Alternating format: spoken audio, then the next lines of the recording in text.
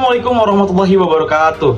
Perkenalkan, kami dari kelompok 10 yang terdiri atas saya sendiri, yaitu Delvo Februarello dengan NIM F1025, dan juga ada beberapa rekan saya, yaitu ada Hasta Septa dengan NIM F1066, juga ada Bisma Permana dengan NIM F1074, dan juga ada Nikita Amanda dengan NIM F1077. Nah, kali ini kami akan mereview sebuah jurnal yang telah kami dapatkan dan kami baca juga secara sesama, yaitu jurnal yang berjudul Visual Slam for Indoor Livestock and Farming Using a Small Drone with a Monocular Camera, a Feasibility Study, yang ditulis oleh Sander Krul dan beberapa rekannya, yaitu ada Christos Pantos, Mihai Frangulea, dan Joe Valente. Nah, problematika yang diangkat dalam jurnal ini berdasarkan pada penggunaan drone di lingkungan pertanian presisi dalam ruangan yang masih mengalami sejumlah tantangan terkait, yaitu ada permasalahan lokalisasi akibat keterbatasan ruang fisik dan ketidaktersediaannya sebuah GPS. Oleh karena itu, berdasarkan sebuah jurnal yang telah kita dapatkan ini, penelitian ini tuh sangat menekankan betapa pentingnya pengumpulan data dan pengambilan keputusan secara real time dengan drone akan memainkan peran yang penting dalam peternakan dan pertanian presisi, terutama di dalam sebuah ruangan.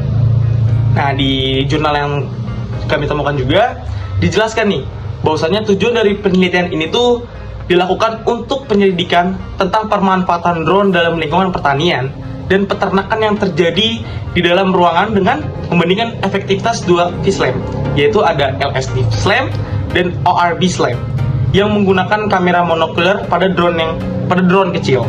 Nah, fokus dari penelitian ini juga dijelaskan bahwasannya untuk memberikan solusi melalui penggunaan drone pada pertanian dalam sebuah ruangan dan pengelolaan ternak dengan menyelidiki posisi drone di dalam ruang kerja. Seperti itu, terima kasih. Penelitian ini menyajikan hasil dari perbandingan antara algoritma V-SLAM open source untuk lokalitas drone menggunakan input kamera monokuler di lingkungan pertanian dalam ruangan. Hasilnya menunjukkan bahwa ORB SLAM memiliki akurasi yang lebih tinggi daripada LSD SLAM dengan perbandingan absolut dalam kesalahan posisi mencapai 0,16 meter. Meskipun perbedaan ini tampaknya kecil, hal ini dapat berdampak signifikan pada aplikasi pertanian, terutama di dalam konteks pertanian dalam ruangan, di mana jarak antar baris tanaman bisa bervariasi. Selain itu, penelitian ini juga menunjukkan bahwa metode berbasis fitur ORB SLAM jauh lebih unggul daripada metode langsung LSD SLAM di dalam hal kesalahan translasi absolut rata-rata dan juga rotasi relatif rata-rata. Namun, variasi yang ditemukan bisa disebabkan oleh langkah-langkah inisialisasi algoritma. Penelitian ini juga menunjukkan bahwa beberapa keterbatasan sistem saat ini, di antaranya yang pertama, akurasi lokasi yang bergantung pada input kamera, dan sistem mungkin gagal di area dengan fitur yang sedikit atau kondisi pencahayaan yang buruk. Yang kedua adalah terkait komunikasi antara drone dengan stasiun yang perlu ditingkatkan untuk penerapan skala besar. Di samping beberapa keterbatasan tersebut, penelitian ini masih menunjukkan potensi V-SLAM untuk navigasi drone di lingkungan pertanian dalam ruangan. Kesimpulan dari hasil penelitian ini membuktikan bahwa penggunaan drone dengan anggaran terjangkau dapat memberikan pemantauan tanaman dan ternak yang memadai di lingkungan dalam ruangan. Penggunaan algoritma ORB SLAM dan LSD SLAM di lingkungan pertanian dalam ruangan cukup efektif dilakukan karena drone dapat mencapai penentuan posisi dan navigasi titik jalan dengan kesalahan posisi yang minim. Peta yang dihasilkan dari penerbangan drone cukup untuk memperoleh representasi semantik dari ruang kerja dengan anggaran terjangkau, yaitu kurang dari 150 euro atau sekitar 2.600.000 rupiah.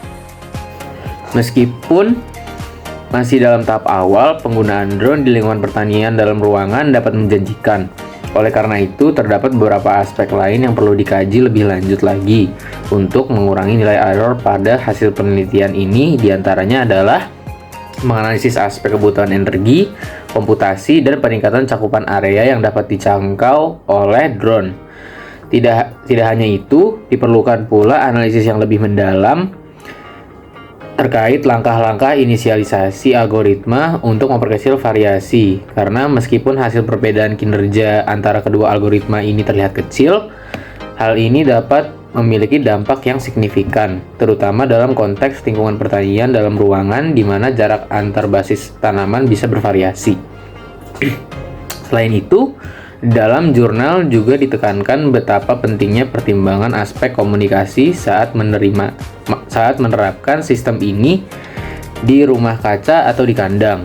Adapun solusinya yang diusulkan dalam mempertimbangkan aspek komunikasi yaitu adalah memanfaatkan teknologi seluler 5G. Sekian, terima kasih.